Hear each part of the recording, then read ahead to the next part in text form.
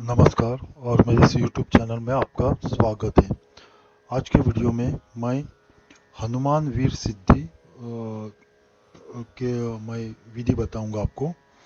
ये वीर सिद्धि है, हनुमान वीर सिद्धि। तो वीर जो रहते हैं वो थोड़ी साधना उग्र रूप की होती हैं। तो जो कमज़ोर दिल वाले रहते हैं तो उन्होंने नहीं करना चाहिए, क्योंकि ये प्रत्यक्षीकरण की श्रेणी में आता है। तो अगर आपकी साधना सफल हो गई और वीर अगर प्रत्यक्षीकरण उसका हो गया, यानी उसके प्रत्यक्ष आपके सामने आ गया, तो आप डर भी सकते हैं, इससे हानि भी हो सकती है। तो कमज़ोर दिल वाले ने ये नहीं करना चाहिए। और ये कि किसी सिद्ध महात्मा या तांत्रिक के देखरेख में ही ये करना है, गुरु के देखरेख में ही ये करना है। मैं ये आपको अकेले करने की सलाह नहीं दूंगा, मैं ये जानकारी के लिए सिर्फ दे रहा हूँ आपको। पर ये सिद्धि ये अचूक है सिद्धि। विधि जो मैं बताऊंगा वो भी अचूक है। तो इससे अगर विश्वास के साथ और पूरी विधि के साथ किया जाए तो हनुमान वीर प्रत्यक्ष प्रकट होते हैं। इसलिए मैं बोल रहा हूँ कि अगर आपसे भूल चूक कुछ हो गई तो लेने के देने ना पड़ जाए, इसलिए आपको गुरु की देखरेख में ही ये करना है। मैं सिर्फ जानकारी दे रहा हूँ आपको।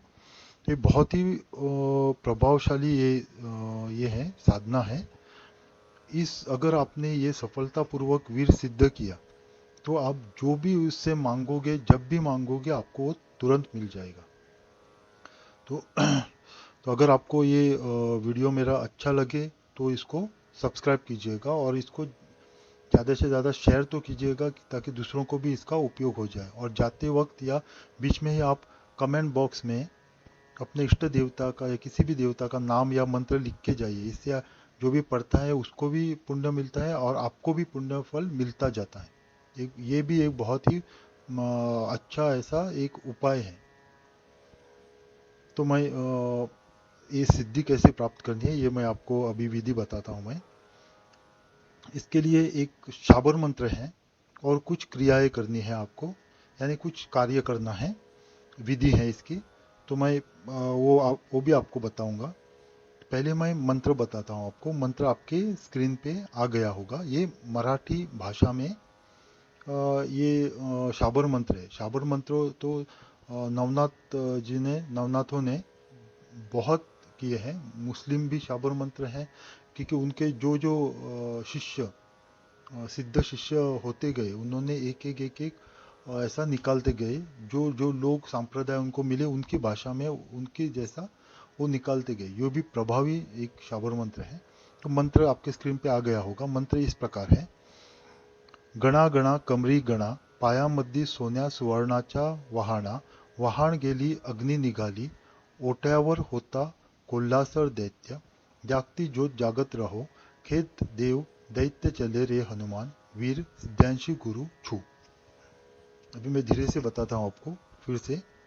गणा गणा कमरी गणा, पायामध्ये सोन्या सुवर्णाचा वहाणा, वहाण गेली अग्नी निघाली, ओट्यावर होता कोल्हासर दैत्य, जागती ज्योत जागत रहो, खेत देव दैत्य चले रे हनुमान, वीर सिद्धांशी गुरु छू। ये इसका अर्थ निकालने की जरूरत नहीं है। शाबर मंत्र का कोई अर्थ ही नहीं होता है, पर उनका जो असर होता है, जो उच्चारण के वक्त तरंगे निकलती है, वो सब तरंगे मिला के, जो पूरे मंत्र का मिला के वो असर करती हैं। इसलिए इनको, और इसका जो ताकत रहती है वो नवनाथों की ताकत इसके पीछे रहती है। तो ये बहुत ही प्रभावशाली रहते हैं। इनको इस मंत्र को सिद्ध करने की ज़रूरत नहीं रहती है, शाबर मंत्र को। पर कुछ कुछ शाबर मंत्र ऐसे रहते हैं कि आजकल के जो साधक रहते हैं उनकी सामर्थ्य इतने नहीं रहती है कि वो उच्चारण करने के बाद तुरंत वो असर दिखाए। इसलिए उसको थोड़ा जाप करके अपने लिए सिद्ध करना पड़ता है, जागरूक करना पड़ता है। तो ये हो गया मंत्र। अभी आपको क्या करना है, किसी भी शुभ दिन आपको नहा धो के सुबह किसी भी शुभ मुहूर्त में आपको पहले एक साधना शुरू करने से पहले एक दिन पहले आपको एक डाली वाले आक का पेड़, जो आकड़ा बोलते हैं हम, वो आक के पेड़, जो पत्ते हनुमान जी को हम चढ़ाते हैं, वो आकड़े का एक आग का पेड़ ढूंढिए आप। वो सफ़ेद आंकड़ा हुआ तो चलेगा, जब बैंगनी रंग का रहता है आंकड़ा, जो पुष्प बैंगनी रंग के रहते, वो भी चलेगी। तो आपको क्या करना है, एक डाली का रहना है, यानी जो पेड़ बीच से निकलता है वो अकेला रहता है, एक ही टहनी रहती है, वैसा एक पेड़ छोटा सा चाहिए आपको। उसके एक दो और जो टहनियाँ हैं वो आनी नहीं चाहिए। ऐसा आप ढूंढिए, या आप खुद उसको बोइए। वो जो बीज है वो बो के उसको निकालिए, किसी भी दूर जगह पे, किसी की नज़र नहीं होनी चाहिए, वहाँ पे आप बीज डालिए। और जो पौधा आ जाए तो बड़ा होने होने से उसके टहनियाँ निकलेगी, तो छोटा सा ही पौधा होने पर ये आप काम कीजिए। या आपको अगर मिलता है कहीं पे वैसे का वैसा, तो आप वो भी इस्तेमाल कर सकते हैं। तो आपको क्या करना है, पहले दिन ऐसे एक डाली वाले आग के पेड़ को ढूंढना है। फिर किसी भी शुभ मुहूर्त में आपको पौधे के पास जाके आपको जो हल्दी रहती है, कच्ची हल्दी हम बोलते हैं बाहर से, वो कच्ची हल्दी, कुमकुम, गुलाब, गुलाब की अगरबत्ती या किसी भी सुगंधित अगरबत्ती, देसी घी, घी का दिया, और कपूर, अगर देसी मिली भीमसेनी कपूर जो रहते हैं वो मिला तो अच्छा है, बहुत अच्छा है। नहीं तो सादा कपूर भी ले सकते हैं। नारियल लेना है एक, वो और अक्षत लेने हैं थोड़े। तो आप जाके यथाशक्ति पूजा कीजिए। यथाशक्ति यानी जो आपने हल्दी कुमकुम लाया है उसके जड़ में आप लगाइए, अगरबत्ती दिखाइए, नारियल अर्पण कीजिए, कपूर जलाइए आप उसको।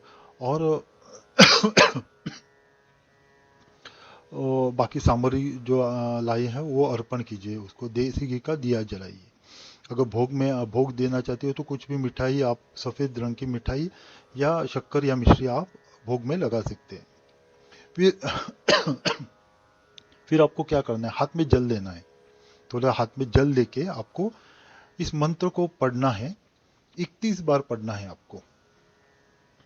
अ, मतलब एक बार आपने हाथ में जल लिया, एक बार मंत्र पढ़ा और जल को आपने जड़ में डाल दिया उस पौधे के। आपको क्या करना है, दोपहर से पहले करना है एक, इसलिए पूर्व दिशा की ओर मुख करके आपको खड़ा होना है।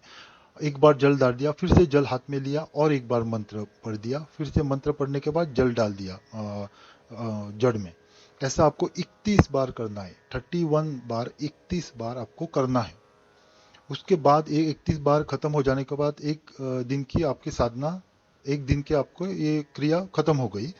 खत्म होने के बाद तुरंत वही खड़े रह के गुरु मंत्र का जाप कीजिए। अगर आपके गुरु हैं तो गुरु मंत्र का जाप कीजिए, या फिर भगवान भोलेनाथ को गुरु मान के आपको ओम नमः शिवाय का एक माला जाप करनी है। ऐसे आपको 31 दिनों तक करना है। 31 दिनों तक आपको करना है। ये किसी भी दिन शुरू कर सकते हैं। अगर आप मंगलवार के दिन या शनिवार के दिन शुरू करते हैं तो बहुत अच्छा है, नहीं तो किसी भी दिन शुरू कर सकते हैं। आप दोपहर से पहले करना है। 31 दिन आपको करना है ये। आप देखोगे तीसरे ही दिन से हनुमान वीर जागृत होना लगता है। या इसको आपको संकेत मिलते हैं, यानी जब आप ये मंत्र बोलोगे और ये क्रिया करोगे, जल डालने की क्रिया करोगे, तब बीच बीच में हवा आने लगेगी, या आपको सुगंध आने लगेगा, बहुत तेज सुगंध आने लगेगा, या आपको ऐसा लगेगा कि कोई छू के चला गया है, या आपके पीछे कोई खड़ा है। ऐसा तो डरने की जरूरत नहीं है आप। तो तीसरे दिन ये हनुमान वीर जागृत होने लगता है। 31वें दिन वो आपके साधक के सामने, कभी कभी तो इतनी तीव्र अगर साधना रहती है, वो पूरे विश्वास के साथ और मन लगा के अगर किया है, तो 31 दिन के पहले भी वीर आ जाते हैं।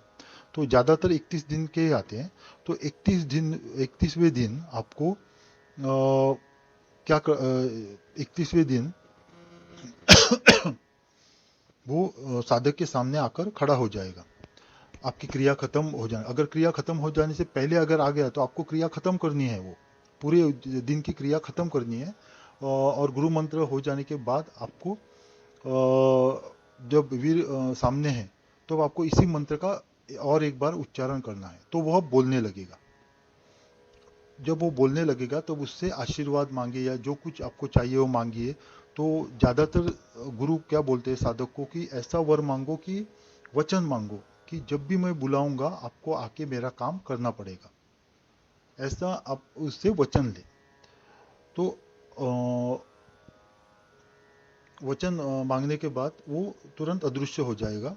अदृश्य हो जाने के बाद आपको क्या करना है, उसी दिन कुछ मीठा भोजन देके, कुछ मीठा, आपको मिठाई या कुछ लेके जाना है भोजन, मिठाई अर्पण करना है उस पौधे के जड़ को, और बाद में उस पौधे को एक ही झटके में उखाड़ना है। एक ही झटके में आपको उखाड़ के घर लाना है, और उसकी जड़ जो है, जड़ तोड़नी है। जड़ कैसे तोड़ोगे आप? उसको कोई शस्त्र नहीं लगाना है आपको, कोई शस्त्र, छुरी या कैंची या कुछ भी नहीं लगाना है। हाथ से ही आपको अंगूठे से तोड़ना है, नाखून भी नहीं लगाना है, हाथ से ऐसे घुमा के आपको तोड़ना है। तोड़ने के बाद उसकी जो जड़ है उसका यंत्र बनाइए। यंत्र यानी सीधा उसको धोइए, वो उसकी थोड़ी पूजा कीजिए, यथाशक्ति पूजा कीजिए, सामान्य पूजा कीजिए, और उसको निकाल के एक लाल धागे में बांध बांध के आपके गले में धारण करना है आपको। गले में धारण करने के बाद आपका काम हो गया। फिर जब भी आपको आवश्यकता पड़ती है, आपको सिर्फ एक बार मंत्र बोलना है। मंत्र बोलने के बाद उनका आह्वान करना है, हनुमान वीर का आह्वान करना है कि आप आ जाइए, मेरा अमुक अमुक काम है, आप आके वो कीजिए।